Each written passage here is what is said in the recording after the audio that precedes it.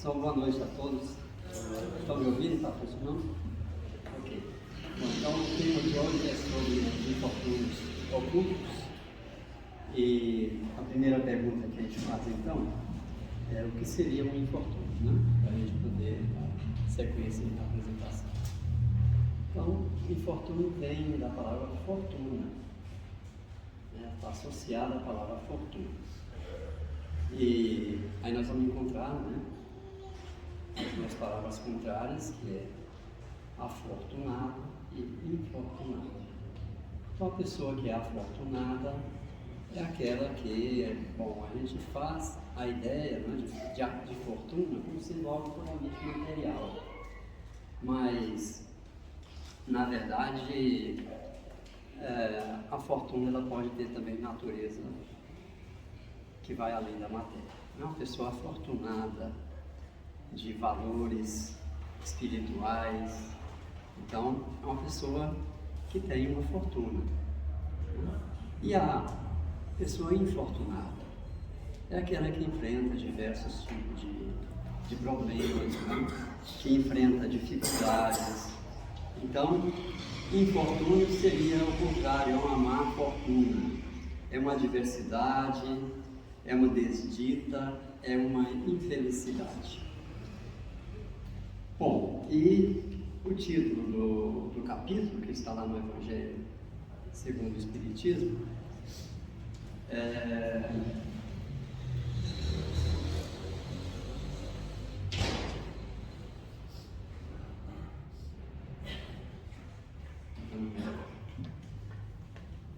o título, Os Infortúnios Ocultos, né? Bom, então nós vamos fazer um resuminho e depois a gente vai entrar nos detalhes sobre o que está lá no capítulo do Evangelho segundo o Espiritismo relativo.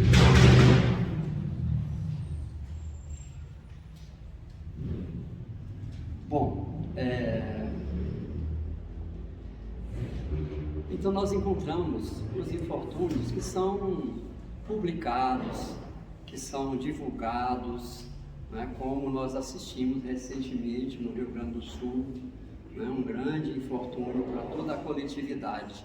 E o país e até parte do mundo acompanhou este infortúnio. Então não é um infortúnio que está oculto, ele está mais do que publicado, né? As pessoas têm conhecimento, as pessoas se comovem, se organizam, né? E de repente tem aviões, né? Caminhões se deslocando com alimentos, com água, com medicamento, né? Com uma série de recursos que as pessoas contribuíram de uma forma geral, né, para fazer face àquele infortúnio público, conhecido. Porém, por que da importância desse tema de hoje?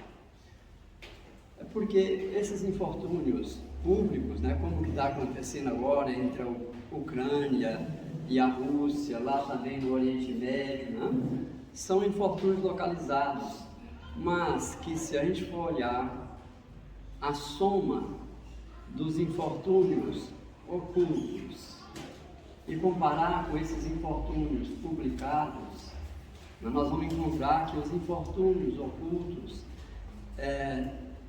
quando nós somamos individualmente cada um deles, dá uma dimensão que é muito maior do que aquilo que se publica.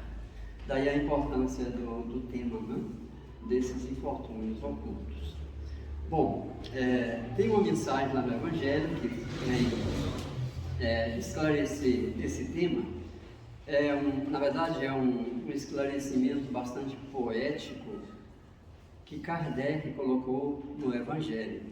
Então, isso que nós vamos ler daqui a pouco não é uma mensagem que foi ditada pelos Espíritos, não é uma mensagem que o Cristo deixou, mas uma mensagem que o Kardec resolveu colocar, né, para exemplificar essa questão dos infortúnios ocultos, né, e também sobre como fazer face a isso através da prática da caridade.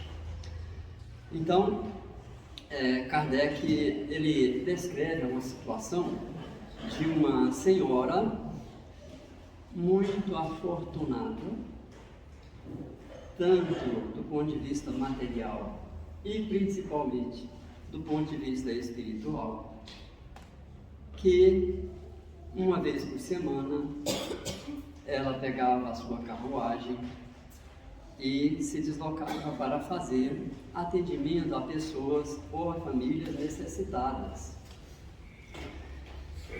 E ele descreve de forma muito poética, né, como que ela fazia esses atendimentos. Então ele começa a dizer que ela chega em uma edificação, em um local de aparência sórdida, né? O que seria isso? É uma aparência não muito agradável, né? Em uma rua não muito limpa. Isto acontecia lá em Paris, então é um caso verídico, e acredita-se inclusive que Kardec conhecia essa pessoa que ele descreveu, né? Então ela chega nessa casa, nesse edifício, né, de aparência sórdida, onde as pessoas já a cumprimentavam quando ela chegava. Porém, o destino dela não era aquela entrada. O destino dela estava um pouco mais acima, nessa edificação, em um local que se chama uma mansarda, ou seja, é um local perto do telhado, né? Normalmente era alugado com um valor menor, porque não era o lugar mais confortável daquela edificação. Então, ele descreve que ela sobe para a mansarda e, ao chegar na porta daquela residência, ela era recebida com muita alegria. Crianças e a mãe das crianças que a recebia muito alegres, né? E ela era acompanhada por sua filha. E um detalhe importante que é descrito nesse, digamos, poema do Kardec, né? É que ela, apesar de ser uma pessoa materialmente muito afortunada, que durante o seu dia a dia ela certamente se trajava de forma muito esmerada e muito luxuosa, porque a vida dela requeria que fosse assim, devido às reuniões que ela tinha que participar, não é? O meio social que ela frequentava. Mas, no entanto, quando ela pegava a sua carruagem para fazer os atendimentos, ela se trajava de uma forma muito simples, porém de uma forma de muito bom gosto. Bem, então, o detalhe é que ela possivelmente se trajava de forma simples para não afrontar a humildade das casas que ela ia frequentar, que ela ia levar a sua assistência. Então ela e a filha iam de forma muito simples, porém de bom gosto. As suas vestimentas, né, o seu cabelo, né, sem luxo, mas também sem desleixo. Né? Kardec coloca então nesse ponto que a gente não pode confundir simplicidade com desleixo, com desorganização. Não tem nada a ver uma coisa com a outra. Eu sou simples porque eu ando maltrapilho, ou eu não tomo banho, né? Então eu sou uma pessoa simples. Muito pelo contrário, às vezes eu ando assim exatamente pelo meu orgulho, e é por isso que eu estou nessa situação, né? Para que eu venha construir, né, sentimentos melhores do que o orgulho que eu carrego. Ela então chega com sua filha até aquela casa e ela começa então a prestar assistência, levando víveres, levando eventualmente medicamentos, levando roupas, e graças então à sua assistência, aquelas crianças não vão passar fome e nem sentir frio. Observa que Kardec está relatando uma história que estava acontecendo em Paris, onde na época fria, né, a temperatura chega a menos 10, menos 15 graus. Então imagine o que é morar numa residência que possivelmente naquela época não tinha aquecimento, não é? Então é muito sofrido a gente sentir frio, não é? Sentir calor é muito mais agradável do que sentir frio, guardando seus devidos limites. Então ela levava também os agasalhos e graças a isso, então as crianças não iriam sentir fome, não iriam sentir frio e ainda ia frequentar a escola de forma agasalhada. E para os pequenos, a mãe não deixaria faltar o leite, porque ela, para produzir o leite, ela precisava também se alimentar. Não é? Um detalhe é que o pai das crianças não estava ali naquela casa, porque ele se encontrava doente e estava hospitalizado. Então, ela, após finalizar a assistência à família, ela se dirige ao hospital. Para quê? Para visitar o pai e dizer a ele que ficasse tranquilo, porque a família estava sendo bem assistida. Então, a gente pode imaginar, né, que aquele pai certamente estava ali angustiado e ao recebê-la com essa notícia de que a família está bem assistida, então, se a gente se coloca no lugar dele, qual seria o sentimento que a gente teria? Não é? Não seria um sentimento de alívio, né, de uma enorme gratidão? Mas ela é acompanhada pela filha e ela explica então para a filha, olha, você pode também fazer o bem, praticar a beneficência, porém não adianta nada se você pegar os víveres, as coisas que eu estou trazendo e entregar. Você não estaria fazendo nada que te trouxesse algum mérito. Então, você não teria nenhum mérito em repassar os víveres que não te pertencem. O que eu te aconselho então a fazer é que você pode me ajudar a cuidar das pessoas, me ajudar a fazer um curativo, a dar um banho, a trocar uma roupa, né, a conversar, a reconfortar, e aí você vai estar dando algo de seu, né? Isso tem mérito. Mas se você não estiver satisfeita com isso, se você achar que é pouco, então se dedica para aprender a fazer coisas e comece a confeccionar enxovais, sapatinhos, né, para você distribuir para as crianças. E aí novamente você vai estar dando algo de seu. Então,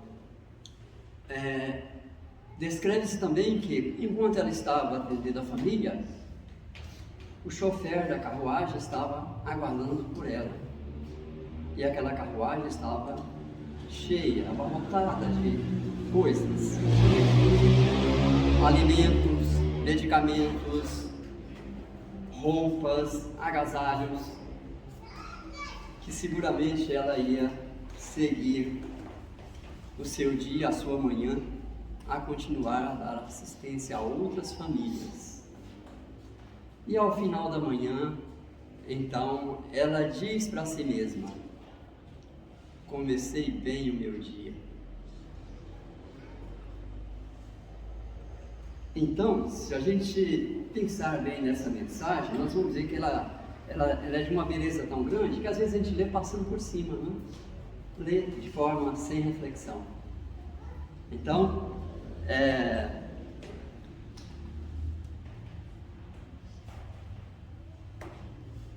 aqui nós já comentamos, né? Aqui nós só temos, que a gente queria agora fazer um resumo, né, do que o Kardec descreve dessa forma poética. Ele deixa claro a importância da beneficência e a importância de saber fazer isso. Não é simplesmente pegar o alimento e entregar. Isso tem que ser carregado de sentimento, tem que ser carregado de doçura, usando palavras do Kardec, né? Tem que ser carregado de simpatia e sobretudo de empatia, né? Empatia quando você se coloca no lugar do outro. E ela então pratica isso com simplicidade, né? Sem querer se mostrar. E, inclusive, na mensagem do Kardec, ele descreve que, em um certo dia, aparece na porta da casa dela uma pessoa vendendo objetos que ela mesma confeccionava. Observe que todos os assistidos não sabiam o nome dela, porque ela não revelava. Para os assistidos, eles a chamavam de um anjo de proteção, né? E, inclusive, ao final do dia, né, ao entardecer, no início da noite, uma chuva de bênçãos caíam sobre ela, porque católicos,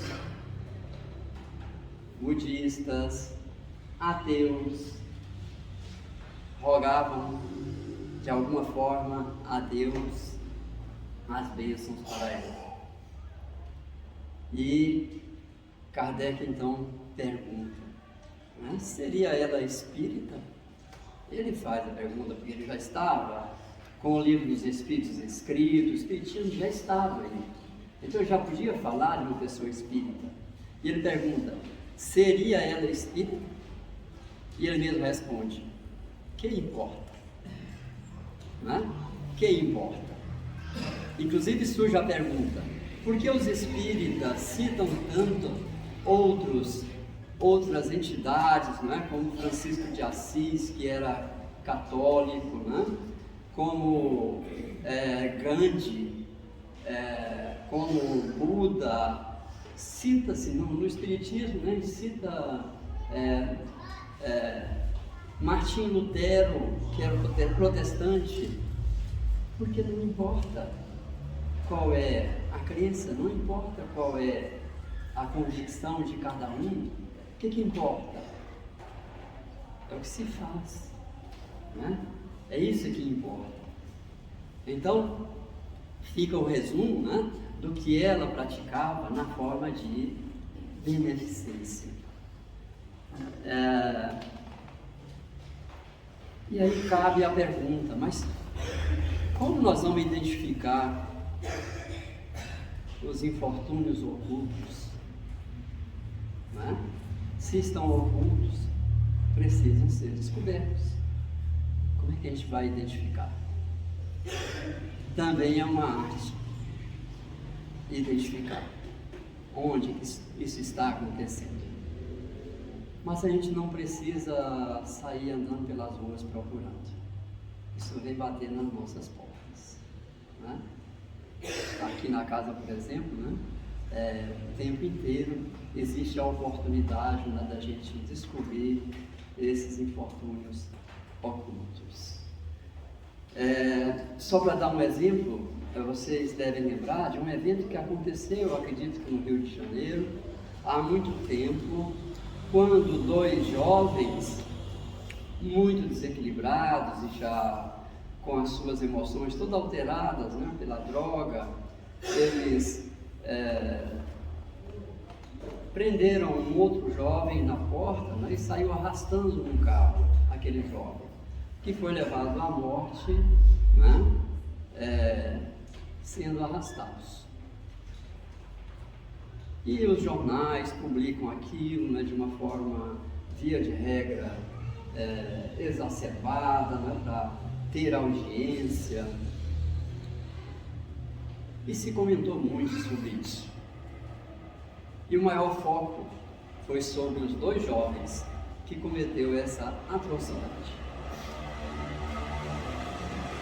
Podemos então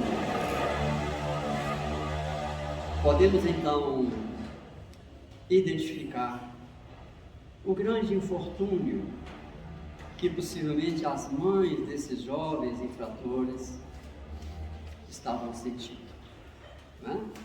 Mas ninguém lembrou das mães daqueles dois jovens. Isso é importante, né? Talvez eu esteja exagerando em dizer que ninguém, né? Pode ser que alguém lembrou e fez uma oração para eles, né? Isso também é beneficência, a oração. Então este é um exemplo. Aí vem então, nós vamos agora ler o que está lá no Evangelho. Quem é esta mulher de ar distinto, vestida de maneira simples, mas cuidada? Simples, mas cuidada. Seguida de uma jovem vestida também modestamente, né? Quem são? Entra em uma casa sórdida, aparência, onde é conhecida, sem dúvida, porque à porta ela é assaltada, ainda não pela família assistida, porque ela ainda vai subir para a mansarda. Onde ela vai? Sobe até a mansarda. Lá se encontra uma mãe de família rodeada de filhos pequenos. À sua chegada, a alegria brilha nesses semblantes emagrecidos. É que ela vem acalmar todas essas dores, traz o necessário, temperado com doces e consoladoras palavras, que fazem aceitar o benefício sem coragem, porque esses infortunados não são mendigos profissionais, né?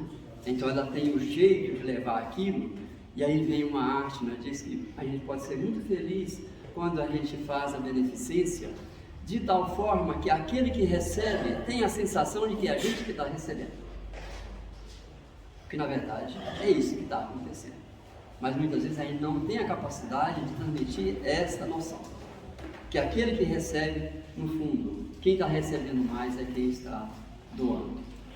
E quem recebe precisa ter essa noção. Agora, como fazer isso? É uma arte. Então, pessoal, fazer caridade não é algo simples, né? A caridade requer saber fazer. O pai está no hospital. E durante esse tempo, a mãe não pode bastar às necessidades, né? Cuidando de 4 crianças, como é que ela vai trabalhar para trazer os víveres? Isso é um infortúnio oculto, porque ela não é uma pessoa dedicada à mendicância, né? Que pede o tempo inteiro nas ruas, né? Sem demérito aos que fazem. Graças a ela, àquela senhora que chegou, essas pobres crianças não sofrerão nem frio, nem fome, irão à escola agasalhadas, e o seio da mãe não secará para as criancinhas. Dá a ideia realmente que o Kardec a conhecia, não é? Quando ele fala as criancinhas amamentando de uma vez só, possivelmente elas eram gêmeas, né? Mas isso não está claro na mensagem, nós estamos aqui. Se há um doente entre elas, mantenha o cuidado material, sem, aqui falta, eu coloquei os 3 pontinhos, tá? Sem repúdio. Porque vejam que muitas vezes a gente vai fazer assistência e a gente encontra situações que a gente sai dali, a gente quer lavar as mãos, não é? Isso é um sinal de repúdio, não é? Que a gente está com repugnância. E ora, você tem que ir, não é? Como o Chico fazia, ele sempre recebia uma pessoa, que eu esqueci o nome dela, não é? Que ele chegava sempre, ele andava muito para chegar até a casa lá do Chico, onde ele fazia atendimento, e ele tinha sempre os lábios rachados e sangrando, não é? Porque ele morava, ninguém sabe aonde, né? Em algum lugar muito, muito simples. Mas ele chegava ali, e então o Chico pedia para ele contar a história, ele contava a história, sempre repetia a mesma história. E ele sempre dava um beijo no Chico, e ficava as manchas de sangue. E relata-se que ninguém nunca viu o Chico passando a mão para limpar. Ele não tinha nenhum sinal de repúdio, né, de sentir algum mal-estar com aquilo. Né? Então é isso que diz aqui: se alguém está doente, ela cuidava, sem repúdio. De lá ela se dirige ao hospital para levar ao pai algum consolo e tranquilizá-lo sobre a sorte da família. No canto da rua, a esperava uma viatura, verdadeira loja de tudo que leva aos seus protegidos, que visitava sucessivamente. Não lhes perguntavam nem sua crença, nem sua religião, porque para ela todos os seres humanos são irmãos e filhos de Deus. Terminada a excursão, ela dizia então para si mesma: comecei bem o meu dia. Realmente. Qual o seu nome? Onde mora? Ninguém o sabe. Para os beneficiários é um nome que não revela nada. É um anjo da consolação. E à noite uma sinfonia de bênçãos se eleva para ela até o Criador. Católicos, judeus, protestantes, todos a bendizem. Por que tão singelo traje? Para não insultar a miséria com seu luxo. Por que se faz acompanhar da filha? Para que aprenda como se deve praticar a beneficência. A mocinha também quer fazer a caridade. E aí ela dá os ensinamentos que nós já citamos. Para fazer, você tem que dar algo de seu. E a gente pergunta: e todo mundo tem algo de seu para dar? Certamente, né? Porque a caridade vai muito além dos donativos materiais, muito além. É assim que ela, aquela mãe verdadeiramente cristã, prepara a filha para a prática das virtudes que o Cristo ensinou. Ela é espírita? Não importa. Certo dia, no entanto, imprevista circunstância leva-lhe a casa uma pessoa, né, que eu ia relatando, que era uma das suas beneficiárias, protegidas, que andava a vender trabalhos executados por suas mãos. Esta, que foi vender as coisas, quando a viu, se sentiu espantada, porque ela não sabia onde ela morava, ninguém sabe onde ela mora. Se sentiu espantada, e então ela, a dona daquela casa, certamente muito bonita, muito luxuosa, olha para aquela beneficiária que estava vendendo as coisas e fala: não diga nada a ninguém. Então esse é outro ensinamento. Quando você pratica a caridade, ninguém precisa saber. Tá? Que não saiba uma mão o que faz a outra. Então esse é outro ensinamento que tem nesse poema, voltamos a repetir, que foi escrito por Kardec. Então ela pede para aquela senhora e ordena ali: não digas nada a ninguém. E aí Kardec arremata o seu poema dizendo: assim falava Jesus.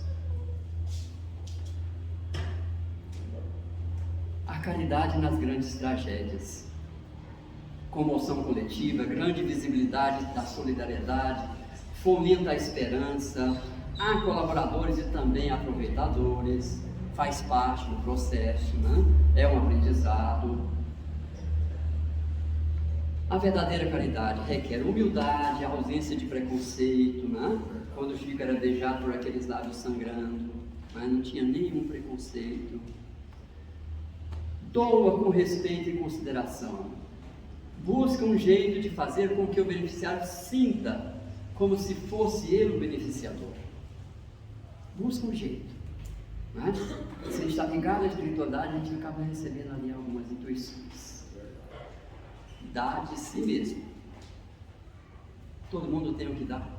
Todo mundo tem o que dar. E estimula o bem pelo exemplo.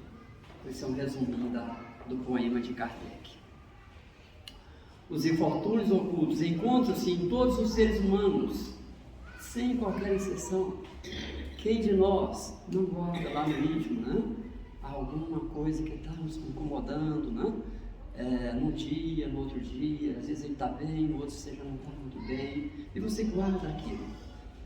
E muitas vezes, tudo que você quer é conversar com alguém, né? Falar com alguém. Você está com um infortúnio oculto. Então, você olha para alguém, você percebe, né, que ele está precisando. Né? Outro dia eu experimentei isso, né, me encontrar com um colega no corredor, e de longe eu olhei e já percebi. Não que eu seja melhor do que ele, mas estava claro que tinha algo que não estava bem. Então, evitei falar muito e ouvi. Acho que foi útil.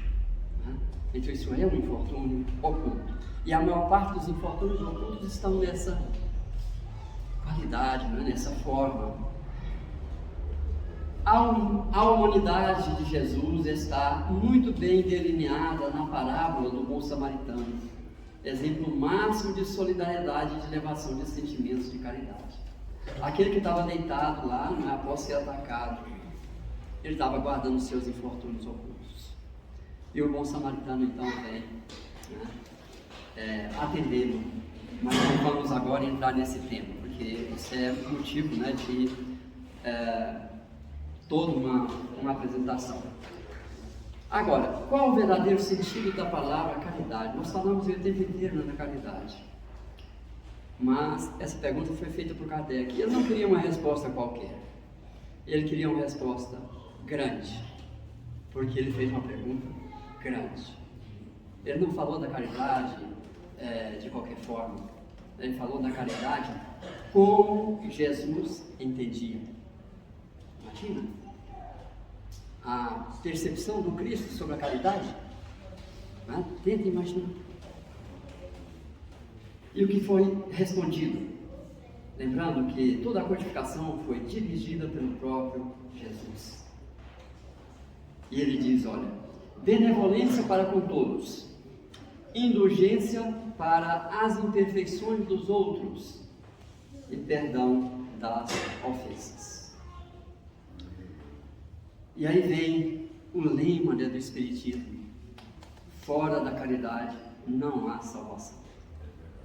E a importância desse tema é tão grande que, se nós formos olhar no Evangelho segundo o Espiritismo, e se nós formos contar quantas vezes a palavra caridade aparece no Evangelho segundo o Espiritismo, eu não contei, mas eu ouvi de uma palestra que alguém contou.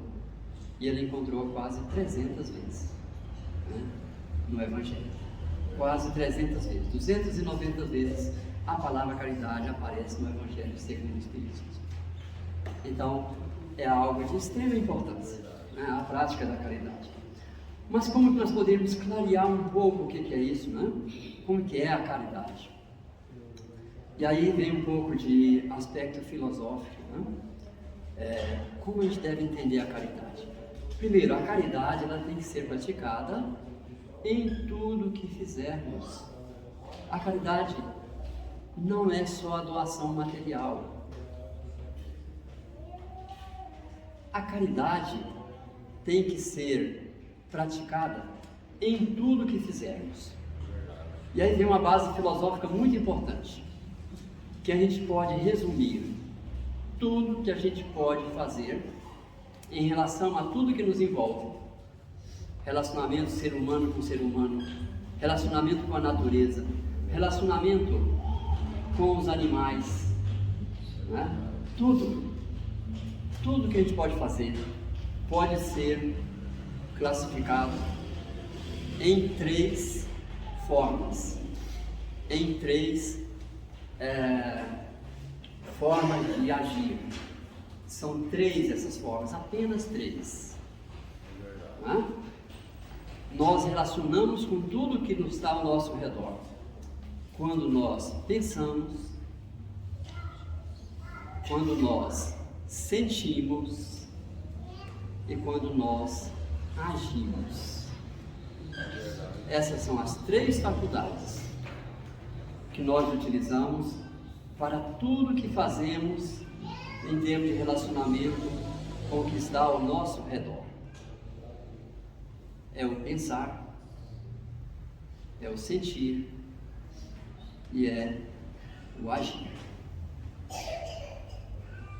Por isso, o Cristo respondeu que, ou a espiritualidade respondeu, que a prática da caridade, como Jesus entendia, envolvia a benevolência, a indulgência e o perdão.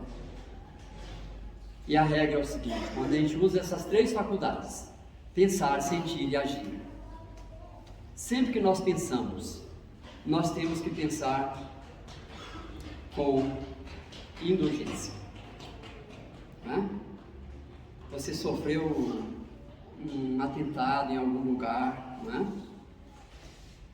Antes de partir para a violência, pense com benevolência. Alguém que passa no trânsito fazendo uma atrocidade, o que é ser benevolente? É pensar o seguinte: ele deve estar com alguém doente, está indo para um hospital, e se não for, problema dele, né? Não é problema meu.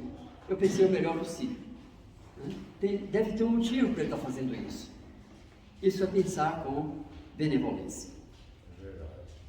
Agora, quando nós sentimos alguém nos ofende,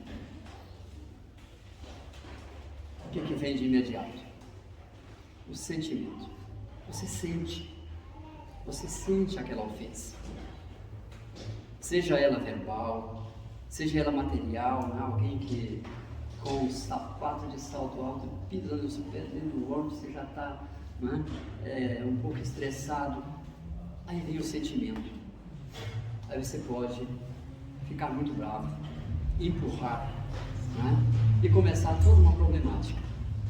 Qual é o convite que se faz quando nós usamos esta segunda faculdade, que é o sentir com perdão? E a terceira é quando nós vamos agir. Quando nós vamos agir, devemos sempre agir com benevolência. E observa que o Cristo não disse que a gente deve ter beneficência para com todos. Ele disse benevolência. A beneficência é quando nós fazemos o bem. E a benevolência é quando nós queremos fazer o bem. Benevolência, né? Vole, de querer. Nós queremos fazer o bem. Ah, mas será que querer fazer o bem é mais importante do que fazer o bem? No sentido verdadeiro do querer, é mais importante. Porque quem quer de verdade, faz. E faz porque quer. Quer dizer que alguém pode fazer o bem sem querer? E na época das eleições? Né? Distribui uma cesta. Realmente eu estou querendo distribuir a cesta? Eu estou querendo o resultado disso. Né? Mas estou fazendo bem? Claro, quem recebe a cesta fica contente. Né? Mas, atrás desse fazer, dessa beneficência, tem realmente a benevolência? Não. Então o Cristo coloca que a gente tem que ter benevolência quando nós agimos. Temos que fazer porque eu quero fazer. Por isso é que dizem que, via de regra, a beneficência praticada por um ateu, e tem muitos que o fazem, né? Ou a beneficência praticada por um materialista, via de regra, está muito mais próximo da caridade do que a beneficência que nós religiosos fazemos. Porque quando nós fazemos, via de regra, o que nós estamos querendo? Eu quero uma casinha lá em nosso lar, não é? Nós estamos pensando nisso, nós estamos querendo algo em retribuição. E o que foi dito é que a gente tem que fazer o bem, de forma que uma mão figurado, né? Uma mão não saiba o que a outra está fazendo. Por isso é que a benevolência tem que estar antes da beneficência.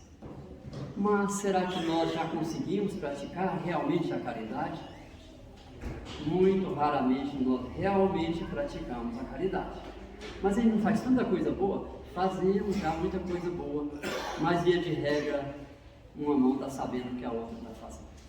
A gente está querendo algum reconhecimento, a gente está querendo negociar alguma coisa com Deus, na via de regra. Então quer dizer que eu devo primeiro aprender a ser benevolente, para depois ser beneficente? Não. A vida é uma viagem.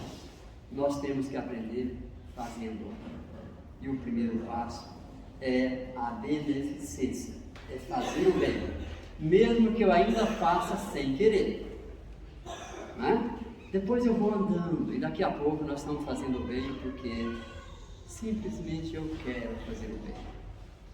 Eu faço o bem por fazer o bem, nada mais. Aí nós estamos praticando a caridade. Antes disso, nós estamos fazendo o que se chama de filantropia, né? Fazer o bem, né? Amor ao próximo, mas de forma filantrópica e ainda não caridosa. Mas esse é um aprendizado, um processo, né? Que a gente tem que aprender. Bom, então nós vamos encerrar o que a gente gostaria de ter dito e deixando aí a ideia, né, de que a palavra caridade é uma das mais utilizadas, uma das mais importantes em toda a doutrina espírita. Vamos levar então conosco esse sentimento de fazer o bem, de forma simples, de forma despretensiosa, sem repugnância, não é? Sem querer nada em troca. Vamos aprender a fazer isso. Ainda não sabemos, mas a gente aprende fazendo. Essa é a melhor forma, é a receita, não é? Quando a gente quer e não tem outra forma. Na verdade, não tem outra forma. Nós só aprendemos fazendo. Não adianta esperar que eu esteja pronto para fazer. Isso nunca vai acontecer, porque só se aprende fazendo. Então essa é a ideia. Vamos então fazer nossa oração. Vamos agradecer a Deus por estarmos reunidos aqui nessa casa, muito abençoada. Agradecer pela espiritualidade que nos envolve, que nos traz paz para os corações, porque sempre que saímos de casa, procuramos essa casa, estamos buscando a paz e nós encontramos. Mas vamos pedir a Deus que nos abençoe, que abençoe os nossos lares, os nossos familiares, para que possamos preservar essa paz que sentimos aqui dentro, também fora desse recinto. Peçamos a Jesus que abençoe, sobretudo, os corações que guardam ainda os infortúnios ocultos. Mas peçamos também a Deus que abençoe os nossos corações, para que possamos ter a habilidade de descobrir e de procurar fazer alguma coisa em resposta aos infortúnios ocultos. Que Deus nos abençoe, que Ele abençoe a sequência dos nossos trabalhos e que assim seja. Queríamos pedir a todos para ficar em silêncio, em oração, porque todos nós realizamos o trabalho do passe. Cada um que estiver aqui fazendo oração está contribuindo para um clima agradável, um clima de energias boas, que vão ser certamente conduzidas até a sala de passe.